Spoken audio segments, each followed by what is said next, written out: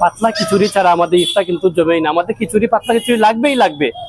যে পাতলা খিচুড়ি গুণমানটাই খুবই ভালো।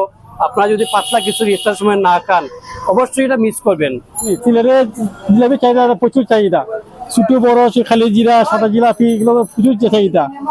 পাতলা খিচুড়ি, চিকেন খিচুড়ি, চিকেন আখনি, বিফ আখনি, দ্রব্যমূল্য যে উদ্যোগতির দিক বিবেচনা করে কিন্তু আমাদের স্বল্প দামে কিন্তু আমাদের বিক্রি করার চেষ্টা।